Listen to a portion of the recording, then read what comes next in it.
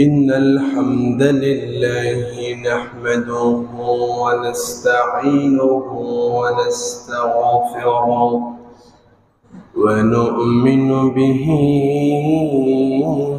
ونتوكل عليه نعوذ بالله من شرور أنفسنا ومن سيئات أعمالنا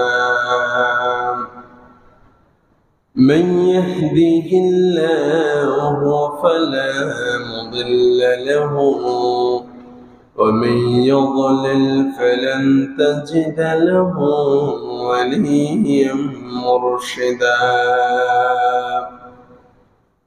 ونشهد أن لا إله إلا الله وحده لا شريك له ونشهد أن سيدنا وحبيبنا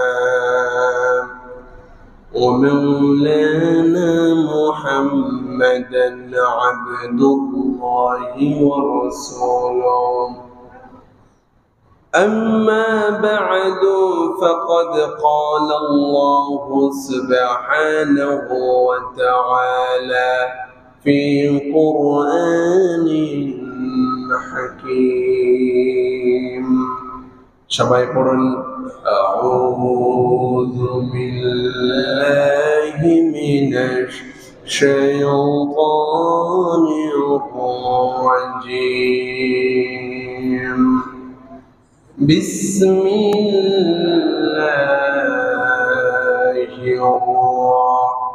الرحمن الرحيم الحمد لله الذي أنزل على عبده الكتاب ولم يجعل له عوجا قيما لينذر بأسا شديدا من لدنه ويبشر المؤمنين الذين يعملون الصالحات أن لهم أجرا حسنا ماكثين فيه أبدا صدق الله العلي العظيم وصدق رسوله النبي الكريم ونحن على ذلك لمن الشاهدين والشاكرين والحمد لله رب العالمين আল্লাহ পাকের শুকর আল্লাহ পাকের মেহেরবানি আল্লাহ আমাদেরকে অত্র মসজিদে জুমার নামাজ আদায়ের লক্ষ্যে আসার মতো বসার মতো কোরআন থেকে সরাসরি কথা শোনার মতো তৌফিক দান করলেন এজন্য রব্বুল ইজ্জত ওয়াল জালালের শাহী দরবারে আমরা শুকরিয়া জ্ঞাপন করছি হৃদয় নিংড়ানো ভাষায় সবাই আওয়াজ করে পড়ছি আলহামদুলিল্লাহ মুহতারাম হাজিরিন আজকে আপনাদের সমীপে পবিত্র কোরআন আল কারীমের সূরাতুল কাহফ থেকে তেলাওয়াত করেছি সূরাতুল কাহফে আল্লাহ তাআলা গোটা জাতিকে কি মেসেজ দিলেন ওই মেসেজগুলো আপনাদের সামনে শেয়ার করব পরে ইনশাআল্লাহ তার আগে বলে নিতে চাই সূরাতুল কাহফ এটা সাধারণ কোনো সূরা নয় এই সূরা যে ব্যক্তি নবী আলাইহিস সালাতু ওয়াস সালাম বলেছেন যে ব্যক্তি সূরাতুল কাহফের প্রথম 10টি আয়াত মুখস্থ করবে আল্লাহ তাআলা তাকে দাজ্জালের ফিতনা থেকে বাঁচিয়ে দিবে সুবহানাল্লাহ যেই দাজ্জালের ফিতনা থেকে বাঁচার জন্য সাইয়্যিদনা নূহ আলাইহিস সালাতু ওয়াস সালাম দোয়া করতেন রব্বুল আলামিন আমি নূহ প্রথম রাসূল নূহ থেকে নূহ আলাইহিস সালাতু ওয়াস সালাম হয়ে দাজ্জাল থেকে পানা চাই নবী বলেছেন যে ব্যক্তি সূরাতুল কাহফের মাত্র প্রথম 10টি আয়াত নাযিল যে ব্যক্তি মুখস্থ করবে, রব্বুল আলামিন দয়া করে বান্দাকে দাজ্জাল থেকে আল্লাহ পাক বাঁচায়া দেবে। সুবহানাল্লাহ। দাজ্জালের ফিতনা থেকে বাঁচতে হলে আল্লাহ পাকের রাসূলের পক্ষ থেকে মেডিসিন সূরাতুল কাহাফের প্রথম 10টি আয়াত মুখস্থ করা। পারবো না ইনশাআল্লাহ? একদিনে না পারি, এক মাসে পারি, এক বছরে পারি, চেষ্টা করব। আল্লাহ পাক যেন সকলকে সূরাতুল কাহাফের প্রথম 10টি আয়াত মুখস্থ করার তৌফিক নসিব করেন। দুই নম্বর কথা, নবী আলাইহিস সালাতু ওয়াস সালাম বলেছেন, সূরাতুল কাহাফ রব্বুল আলামিন যেইভাবে আমার প্রতি নাজিল করলেন, এইভাবে করে কেউ যদি সূরাতুল কাহাফ তেলাওয়াত করে, কিয়ামতের দিন আল্লাহ রাব্বুল আলামিন এই সূরাতুল কাহাফকে বান্দার জন্য নূর বানায়া দেবে। সুবহানাল্লাহ। শুধু তাই নয়, একই বাচন ভঙ্গিতে আমার রাসূল বলছেন, যে ব্যক্তি এই সূরাতুল কাহাফ তেলাওয়াত করবেন, আবু দাউদ শরীফের হাদিস, সহিহ হাদিস, কিন্তু আমার রাসূল বলছেন, যে ব্যক্তি পবিত্র জুমার দিনে এই সূরাতুল কাহাফ তেলাওয়াত করবে, আগামী শুক্রবার পর্যন্ত বান্দার উপরে আল্লাহ রাব্বুল আলামিন একটা নূর ঢেলে দিবে। সুবহানাল্লাহ। আরশ থেকে আল্লাহ তাআলা একটা নূর পাঠিয়ে দিবে আগামী শুক্রবার পর্যন্ত। কাজেই আমরা যদি আমাদের জীবনটাকে আলোকময় করতে চাই, তাহলে এই সূরাটা আমাদের পড়া অবশ্যই জরুরি। শুক্রবারে আমরা সবাই তেলাওয়াত করব তো ইনশাআল্লাহ। এবার আসুন আমরা এক এক করে এই সূরা থেকে কিছু মেসেজ আল্লাহ পাকের দেওয়া আমরা গ্রহণ করি, শ্রবণ করি। এক নম্বরে রব্বুল আলামিন গোটা জাতিকে বলছেন, জাতিরে, পৃথিবীর জমিনে সবচাইতে বড় 4টা ফিতনা, 4 ফিতনা, বিগেস্ট, সবচাইতে বড় ফিতনা 4টা ফিতনা। তার মধ্যে আল্লাহ পাক বলছেন, 1 নম্বর হলো মানুষকে ঈমানের ফিতনায় মানুষ পড়ে যায়। আজকে আমাদের সমাজের অবস্থা তাই, একজন আরেকজনকে বিশ্বাস করতে পারি না। মুসল্লি, নামাজি, এরপর কেমন যেন মানুষের প্রতি ট্রাস্টনেস আসে না, বিলিভফুল আসে না। কারণ আমাদের হৃদয়ের মধ্যে ঈমানের ঘাটতি। মানব সমাজ আজকে ঈমানি ফিতনায় পড়ে গিয়েছে। ঈমানি ফিতনা থেকে বাঁচার জন্য আল্লাহ তাআলা একটা দৃষ্টান্ত পেশ করেছে কোরআন আল কারীমের মধ্যে, ঈমান কেমন হওয়া উচিত। তার আগে আমরা বলে নিতে চাই, ঈমান মুসলমানদের সাহাবায়ে কেরামদের মতো হওয়া উচিত। কারণ আল্লাহ পাক বলছেন, আমিনু কামা আমানান নাস। ঈমান তো আনবা, ঈমান তো আনতেই হবে। কোন ব্যক্তির মতো নয়, কোন জাতি বা গোষ্ঠীর মতো নয়। ঈমানের লেভেল আল্লাহ রাব্বুল আলামিন মডেল সাহাবায়ে কেরামদেরকে বানিয়ে দিলেন। তোমরা যদি ঈমান আনতে চাও, সাহাবায়ে কেরামদের মতো ঈমান আনবে। সুবহানাল্লাহ। ভাইরা আমার, আল্লাহ পাক বলছেন, শোনো, ঈমানের পথে যখন আপনি থাকবেন, আপনি মুসিবতে পড়ে যাবেন। আপনাকে লোক সমাজ, সমাজের লোকেরা, রাষ্ট্রের লোকেরা, আন্তর্জাতিক পক্ষ থেকে চাপ আসবে, কিভাবে আপনার ঈমানকে ধ্বংস করা যায়। আল্লাহ পাক সুন্দর করে এক্সাম দিচ্ছেন কোরআন আল কারীমের মধ্যে 7 জন যুবকের কথা। যে 7 জন যুবককে বলা হলো, রাজদরবার থেকে বলা হলো, আল্লাহর বাদ দিয়ে দাও, নবী পয়গম্বর সাইয়্যিদনা ইব্রাহিমের ধর্ম বাদ দিয়ে দাও। সেই আসহাবুল কাহাফ 7 জন যুবক দাঁড়িয়ে বলেছিল, আমাদের কল্লা দেব, কিন্তু আমরা ঈমান বিক্রি করতে রাজি নাই। সুবহানাল্লাহ।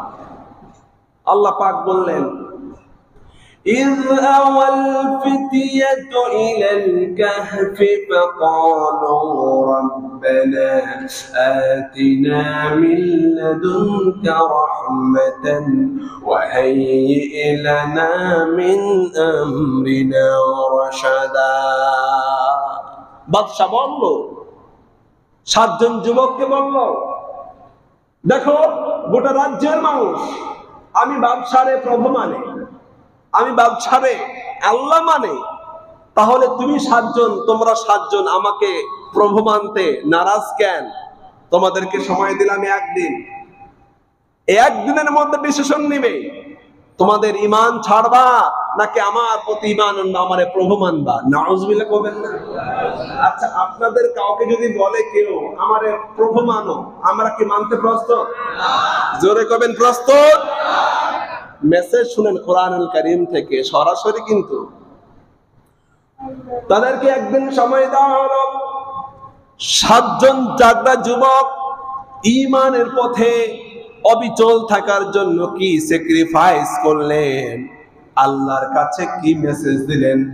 আল্লাহর কাছে এসে বলছে রব্বুল আলামিন, রব্বানা আতিনা মিন লাদুনকা রাহমা। আল্লাহ তাকিয়ে দেখো, গোটা জাতি মুশরিক, আমাদের বাদশা পর্যন্ত নিজেকে রব আর প্রভু হিসাবে ঘোষণা করেছে। আল্লাহ গো, ঈমানের পথে থাকার জন্য তোমার কাছে কিছুই চাই না, মিল্লাদুনকা রহমা, আপনার পক্ষ থেকে রহমত চাই। সুবহানাল্লাহ কইতে বলেন। আল্লাহর রহমত ছাড়া ঈমানের পথে থাকা যায় না, ঠিক কি না? তারা বলল রব্বানা আতিনা মিন লাদুনকা রহমা। আল্লাহ, গোটা জাতি আমার বিরোধী, আমাদের বিরোধী, আমার ফ্যামিলি আমার বিরোধী, আমার শ্বশুর আমার বিরোধী, আমার বাপ মা আমার বিরোধী। আল্লাহ, মিন লাদুনকা রহমা, আপনার পক্ষ থেকে ঈমানের পথে থাকার জন্য রহমত চাই। আরেকটা কাজ আল্লাহ আপনার কাছে চাই, ওয়াহাইয়্যি লানা মিন আমরিনা রাশাদা। আল্লাহ, যে ঈমান নিয়ে গোটা জাতির বিরুদ্ধে সংগ্রাম করছি, লড়াই করছি, ও আল্লাহ, আমাদেরকে আমাদের বিষয়টা মেহেরবানি করে তুমি সহজ করে দাও। সুবহানাল্লাহ। ওয়াহাইয়্যি লানা, আল্লাহ তুমি ব্যবস্থা করে দাও, আমাদের যে পথ, এই পথে যেন আমরা টিকে থাকতে পারি, সেই ব্যবস্থা মাওলা তুমি করে দাও। আচ্ছা বলুন, বান্দা যদি আল্লাহকে আল্লাহ জেনে ঈমান এনে বান্দা যদি আল্লাহরে ডাক দেয়, বান্দার ডাকে আল্লাহ পাক জবাব দেবে কে দেবে না? জোরে কোন দেবে কে দেবে না? তাই হয়েছিল, আপনাদেরকে আল্লাহ পাক বলছেন ঈমানের পথে থাকার জন্য। গোটা জাতি তাদের বিরোধী, তাদের ফ্যামিলি তাদের বিরোধী, সমাজ তাদের বিরোধী, তাদেরকে হত্যা করবে আগামীকাল।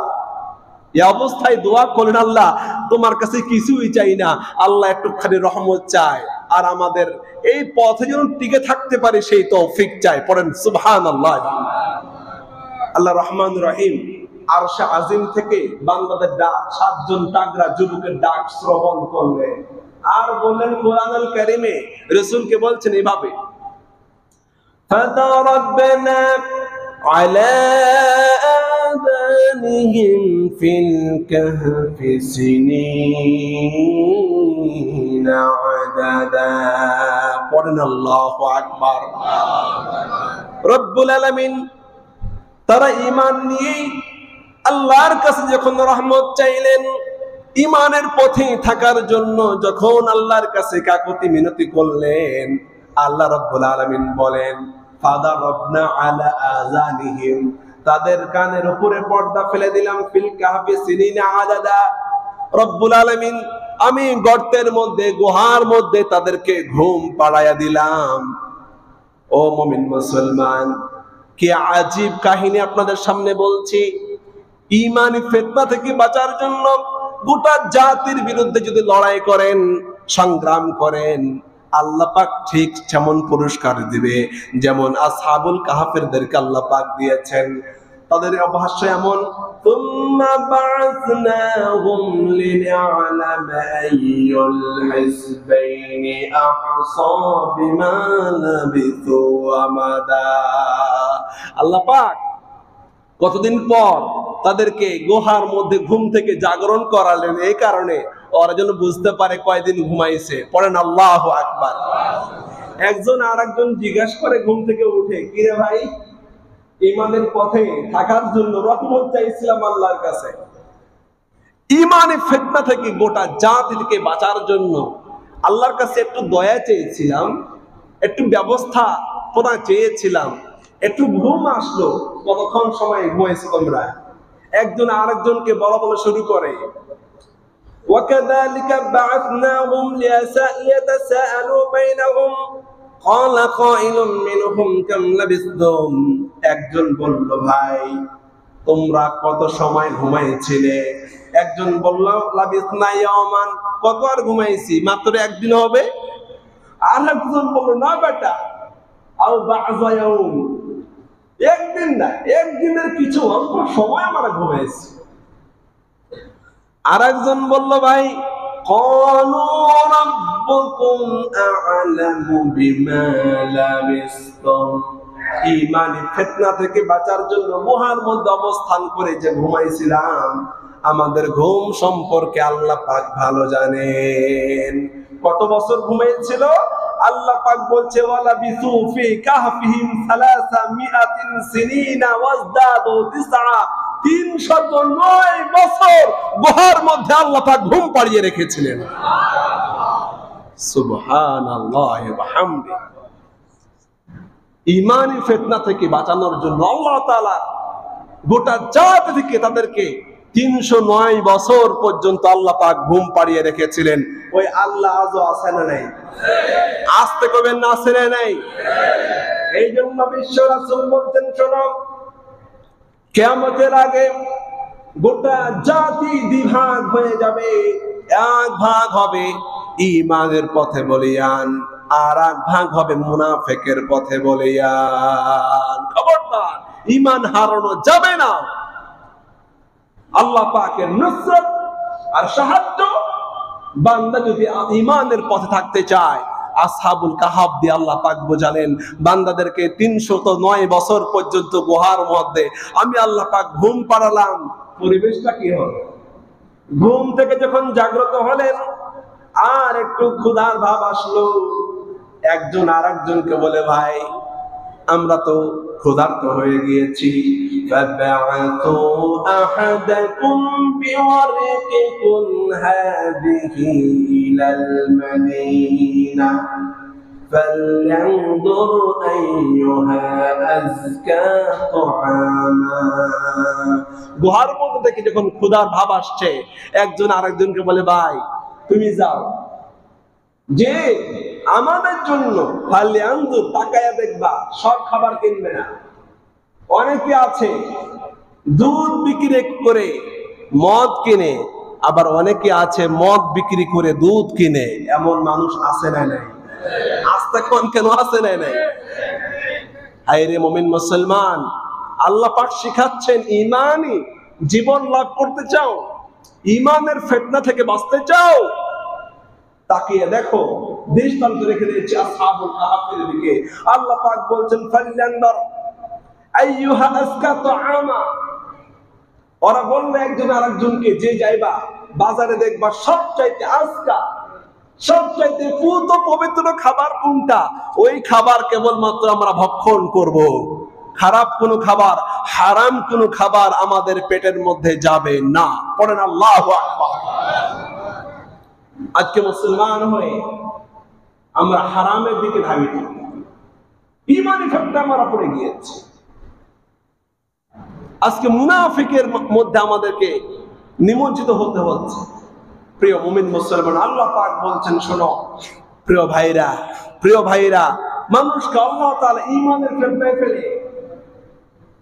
এই জন্য আল্লাহ পাক বলছেন, ঈমানি ফিতনা থেকে বাঁচার জন্য আযকা তুআমা, বান্দাকে অবশ্যই অবশ্যই পুত পবিত্রতম খাবার, রিজিক বান্দাকে গ্রহণ করতে হবে। গ্রহণ করলেই পারে আল্লাহ তাআলা বান্দাকে ঈমান দান করবে। পড়েন সুবহানাল্লাহ ওয়া বিহামদিহি। এক নম্বর মেসেজ, বান্দা মাঝে মধ্যে ঈমানি ফিতনায় পড়ে যায়।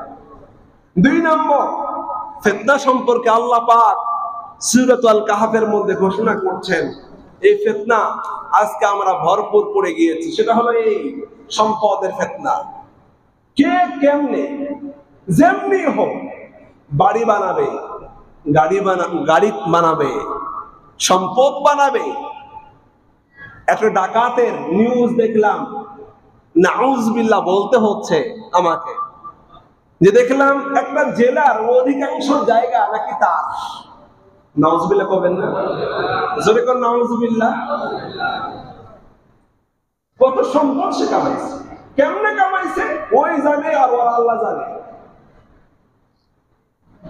কিন্তু মানুষ কতটা খারাপ, আল্লাহ পাক ১৫০০ বছর আগে তাকে দেখেন আল্লাহ পাক বলছেন এই ফিতনায় কিন্তু মানুষ পড়বেই, কিন্তু এই ফিতনা থেকে বাঁচার জন্য আল্লাহ পাক কিছু কথা বলেছেন, সেই মেসেজগুলো আমরা গ্রহণ করব পরে ইনশাআল্লাহ।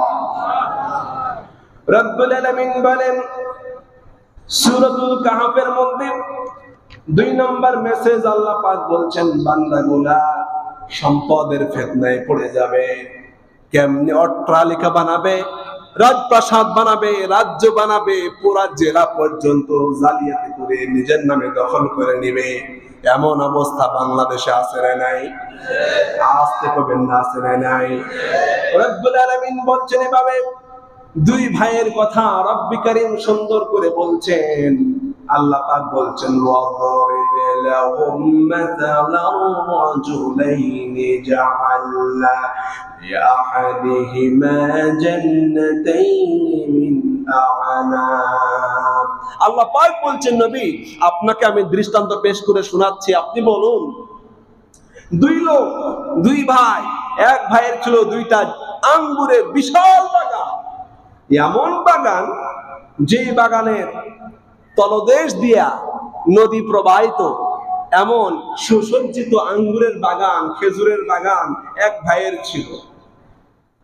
তো যার বাগান বেশি সে প্রায় বলতো আমারে চেনস, এই আমারে চেনস, তোর তো কিছু নাই, তোর কি আছে, তোর তো কিছু নাই, আমারে চেনস, আমার ২টা আঙ্গুরের বিশাল বড় বাগান আছে, খেজুরের বাগান আছে, আমার বাগানের মধ্য দিয়ে নদ নদী, আমি কি বিশাল সম্পদের মালিক। নাউজুবিল্লাহ কবেন না? আহা, রব্বুল আলামিন বলছেন এভাবে قال له صاحبه وهو يحاوره أكفرت بالذي خلقك من تراب। যে ভাইয়ের বেশি টাকা পয়সা নাই, বাড়ি গাড়ি কিছুই নাই, 2টা আঙ্গুরের বাগান নাই, ওই ভাই বলছে অপর ভাইকে, ভাই তুই কি আল্লাহর সাথে কুফরি করছিস নাকি? আল্লাযী খালাকাকা মিন তুরাব, যে আল্লাহ তোর মাটি থেকে বানাইলো, তুই যে একটা সামান্য একটা মাটি, ওই মাটি দিয়ে আল্লাহ পাক করে বানাইলো, আজকে অহংকার করছিস, তুই কি আল্লাহর সাথে নাফরমানি করছিস নাকি? কিন্তু তোকে বলছে শোন, লাকিন্নাহু আল্লাহু রাব্বি ওয়া লা উশরিকু বিরাব্বি আহাদা। তোর সম্পদ আছে, তোর বাগান আছে, অহংকার করতেই পারিস, কিন্তু আমি আল্লাহকে সাক্ষী রেখে বলছি আমার আল্লাহ অবশ্যই আমার আল্লাহ, তার সাথে আমি কোনোদিন শরীক করব না। পড়েন আল্লাহু আকবার। এবং প্রায় সময় সে যখন বাগানের মধ্যে ঢুকতো, ওই ভাইটা বলতো আমারে চেনস, দেখ বাগানের মধ্যে ঢুকতাছি, নিজের ব্রেন দিয়া কায়দা কৌশল করে এত বড় বাগান আমি বানাইছি। সে আল্লাহ নামটা মুখেও নিত না।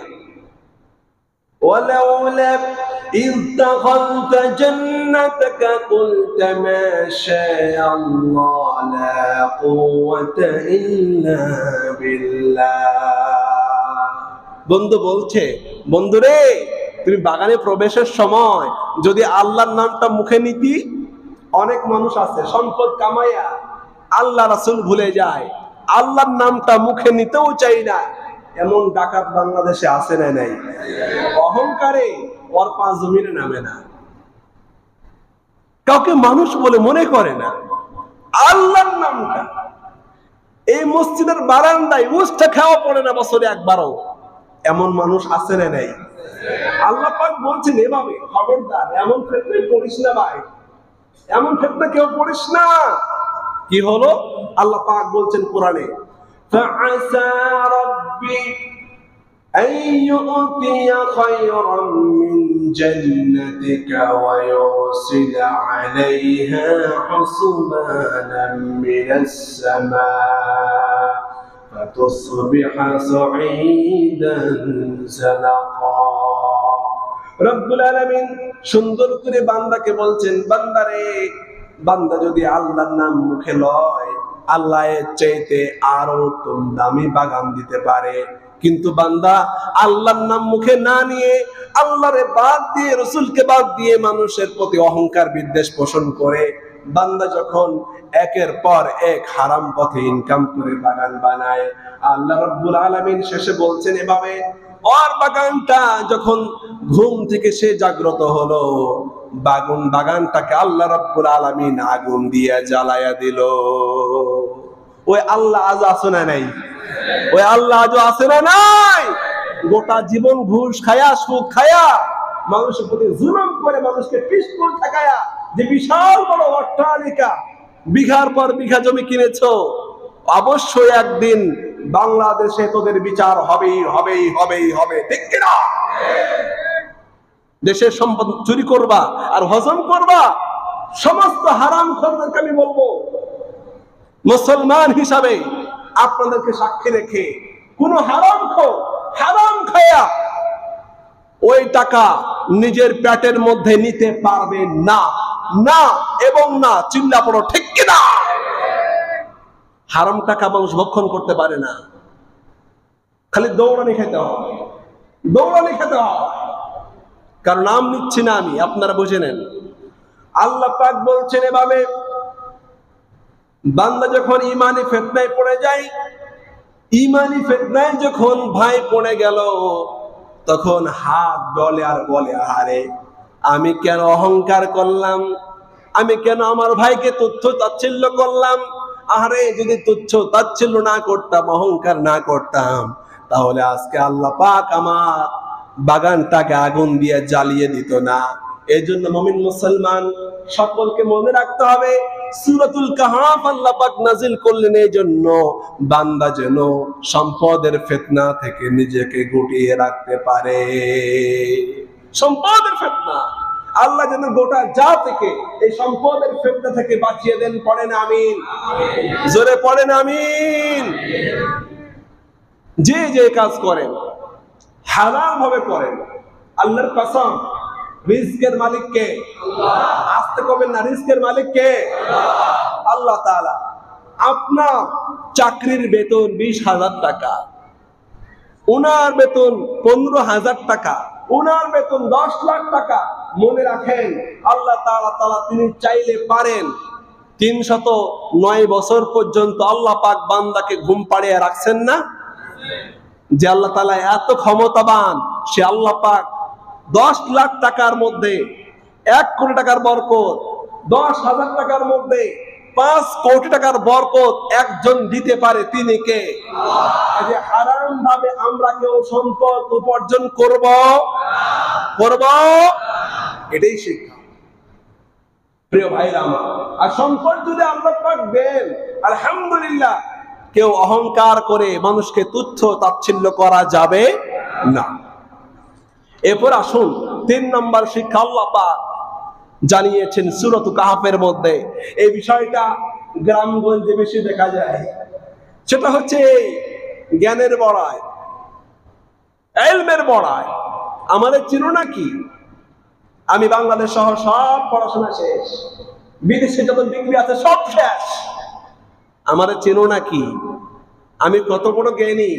এই ধরনের কথা বলে বান্দা অহংকার করে। কি করে না বলেন তো দেখি? মুসা আলাইহিস সালাম এভাবে ওয়াজ করছেন, তো একজন লোক জিজ্ঞেস করেই বসেছে, ও মুসা পয়গম্বর, আপনার চাইতে জ্ঞানী লোক এই পৃথিবীর মধ্যে আছে নাকি? মুসা আলাইহিস সালাম এটা জবাব দিয়েছিলেন। তিনি বললেন, আমি সবচেয়ে বেশি বড় জ্ঞানী। কিন্তু আল্লাহ পাকের এই জবাবটা পছন্দ হয় নাই। কিন্তু এক অর্থে মুসা নবী সবচেয়ে বেশি জ্ঞানী ছিলেন। এই কারণে আল্লাহ পাক যাকে নবী বানাবেন, ওই জামানার সবচেয়ে বড় জ্ঞানী নবী হন। কথা বলেন ঠিক না বেটি? মুসা তার ওই অনুসারে ঠিক আছে, কিন্তু আল্লাহ তাআলা মুসার এই কথাটা পছন্দ করেন নাই। রব্বুল আলামিন কি বললেন? গোটা জাতিকে লক্ষ্য করে আল্লাহ পাক শেখাচ্ছেন মুসাকে, মুসাকে বললেন, মুসা রে, তুমি বললে সবচাইতে তুমি বড় জ্ঞানী, বাপের উপর বাপ আছে, যাও, চলে যাও, সাগরের মাঝখানে যাও। সাগরের মাঝখানে একটা ইউনিভার্সিটির টিচার শুয়ে আছে, তার নাম হচ্ছে হযরতে খাজির আলাইহিস সালাতু ওয়াস সালাম, তার কাছে চলে যাও। রব্বুল আলামিনকে বলছেন, রব্বুল আলামিন সাগরের মাঝখানে, সাগরের মাঝখানে শিখতে হবে তো আল্লাহ, সাগর কোন সাগর? আল্লাহ ডানে যাবো না বাইরে যাবো? সাগরের মধ্যখানে আমাকে ইলম শিখতে হবে। সুবহানাল্লাহ করবেন না? আল্লাহ পাক গোটা জাতিকে শিখাচ্ছেন আর কি। দেখ, মুসা নবীকে আমি ছাড় দেই নাই, জ্ঞানের বড়াই করিস না, ইলমের বড়াই করো না। ইলম, সম্পূর্ণ ইলমের মালিক কে? মানুষ আমাদেরকে আলেম বলে, হ্যাঁ আলহামদুলিল্লাহ, মানুষ আমাদেরকে আলেম বলে, কিন্তু আসল আলেম একমাত্র কে? আলিমুল গায়বি ওয়াশ শাহাদা। আলিম শব্দের ওজন এত, আমার মনে হয় গোটা দুনিয়া পর্যন্ত এর ওজন বহন করতে পারবে না। চিল্লা পড়ো ঠিক কিনা? আলিম, জ্ঞানী, সাধারণ কোনো কথা নয়। মুসা পয়গম্বরকে আল্লাহ পাক শিখাচ্ছেন, মুসা রে যাও, তোমার ইউনিভার্সিটি হলো একদম দুই সাগরের মধ্যস্থল। রব্বুল আলামিন বলছেন, মুসা তুমি যাও। وَإِذْ قَالَ مُوسَى لِفَتَاهُ لَا أَبْرَحُ حَتَّى أَبْلُغَ مَجْمَعَ الْبَحْرَيْنِ। মুসা, তোমার জায়গা, শিক্ষার জায়গা হচ্ছে মাজমা আল বাহরাইন, দুই সাগরের মধ্যস্থ। দৌড় দাও মুসা। মুসা আলাইহিস সালাতু ওয়াস সালাম তার এক সহযোগী নিয়ে তিনি দৌড় দিলেন, কিন্তু যাওয়ার সময় আল্লাহ পাক কিছু কায়দা কৌশল বললেন। তোমরা কেমনে যাইবা? একটা মাছ ভাজা করবা, ভাজা করে ভাজা মাছ তাজা হয়ে যেই রাস্তা দিয়ে দৌড় দিবে, ওই রাস্তায় মুসা তুমি চলে যাবে। সুবহানাল্লাহ, কালকে বলি। আচ্ছা বলেন, ভাজা মাছ তাজা আল্লাহ পাক করতে পারে কি পারে না? আস্তে কোন কেন, পারে কি পারে না? সুবহানাল্লাহি ওয়া বিহামদিহি, সুবহানাল্লাহি ওয়া বিহামদিহি। আল্লাহ পাককে বিরাট জ্ঞানের অধিকারী, কি মহান সত্তা রব্বুল আলামিন, তার কত ইলম। ভাজা মাছ তাজা হয়ে দৌড় দেয়, আল্লাহু আকবার। ভাইরা আমার, রব্বুল আলামিন বলছেন এভাবে, ফালাম্মা বালাগা মাজমা বাইনিহিমা, যখনই দুইজন মুসা আলাইহিস সালাতু ওয়াস সালাম এবং তার সহযোগী মাজমাল বাহরাইনে পৌঁছে গেলেন, নাসিয়া হুতাহুমা, তাদের সাথে যে মাছটা ভাজা করে আনা হয়েছিল তিনি ভুলে গেলেন। ফাত্তাখাযা সাবিলাহু বিল বাহরি সারাবা, মাছ, ভাজা মাছ তাজা হয়ে সাগরের পথে হাঁটা শুরু করে দিল। আরো আস্তে কোন সুবহানাল্লাহ। ফালাম্মা জাওয়াজা ক্বালা লিফাতাহু আতিনা গাদাআনা লাকাদ লাকিনা মিন সাফারিনা হাযা নাসাবা, যখন ভাজা মাছ তাজা হয়ে সাগরের রাস্তায় যখন দৌড়ানো শুরু করলো, একটু পর যখন পথ অতিক্রান্ত করলো, মুসা তার বৎসকে বলছেন, সাথীকে বলছেন, লিফাতাহু আতিনা গাদাআনা, আমরা যে ভাজা মাছ রাখছিলাম আমাদের খাবারের জন্য মাছটা কই? মাছটা কই? দাও, খিদে লেগেছে, খাবো কিছু, মাছ থেকে কিছু খাবো। এখন সফর সঙ্গী বলছে, স্যার, ও স্যার, আমি তো ভুলে গিয়েছি, আপনাকে বলতে ভুলে গিয়েছি। ক্বালা আরাআইতা ইয আওয়াইনা ইলাস সাখরাতি ফাইন্নী নাসিতুল হুর, আপনি যে আমাকে একটা মাছ দিয়েছিলেন ভাজা করে ব্যাগে রাখার জন্য, ওই মাছ যে দৌড় মারছে তাজা হয়ে, আমি আপনাকে বিষয়টা বলতে ভুলে গিয়েছি।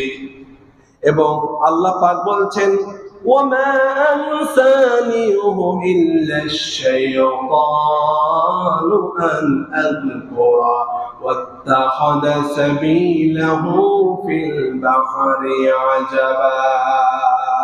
পড়েন আল্লাহু আকবার। আল্লাহ পাক বলছেন, আজীব রাস্তা দিয়া মাছটা চলে গেল, মূলত শয়তান তাদেরকে ভুলিয়ে রাখছিল।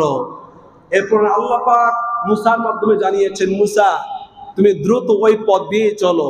মুসা আলাইহিস সালাম সেই পথ দিয়ে একদম মাজমাআল বাহরাইনে মুসা এবং তার সাথী পৌঁছে গেল। দেখলো সাগরের নিচে একজন বুজুর্গ সাদা রুমাল দিয়ে পেঁচানো, তিনি শুয়ে আছে। শুয়ে হযরত মুসা সালাম দিলেন, আসসালামু আলাইকুম ওয়া রাহমাতুল্লাহ। তিনি সালামের জবাব দেন। মুসা আবার সালাম দেয়, আসসালামু আলাইকুম ওয়া রাহমাতুল্লাহ। চাদরের মধ্য হতে কেউ কোনো জবাব দেয় না। সুবহানাল্লাহ কইবেন না? তৃতীয়বার মুসা সালাম দেয়, আসসালামু আলাইকুম ওয়া রাহমাতুল্লাহ। সালামের জবাবের আগে তিনি বলছেন, তুমি কি বনি ইসরাঈলের মুসা? সুবহানাল্লাহ কইতে বললেন না? চাদরের মধ্যে এখনো তিনি দেখেন না উনি কে। মধ্য হতে, চাদরের মধ্য হতে উনি বলছেন, তুমি কি বনি ইসরাঈলের মুসা? বলছে, হ্যাঁ। ওয়া আলাইকুম আসসালাম ওয়া রাহমাতুল্লাহ। তুমি কি জন্য আসছো? হুজুর কিছু শিখতে আসছিলাম। কইলা তুমি শিখতে পারবে না, যাও। আল্লাহু আকবার কইবেন না? জোরে করে আল্লাহু আকবার। মুসা পয়গম্বরকে, যিনি এত বড় নবী, আল্লাহু আকবার, আল্লাহু আকবার, যে মুসা পয়গম্বর আল্লাহর সাথে ডেইলি কথা বলতেন সরাসরি, ওয়া কাল্লামাল্লাহু মুসা তাকলিমা, সেই মুসাকে খাজির আলাইহিস সালাম বলছেন, তুমি কিছু শিখতে পারবে না। বলেন আল্লাহু আকবার। কারণ তুমি তো রাগী মানুষ। আরে শিখতে ধৈর্য লাগে, রাগ করলে হয় না। তুমি তো রাগী মানুষ, তুমি কেমনে সইবা? মুসা আলাইহিস সালাম বলছেন, হুজুর আমি যদি রাগ না করি আর সবরের সাথে যদি আমি আপনার পাশে থাকতে পারি, তাহলে কি আপনি আমাদের শিক্ষা দিবেন নাকি?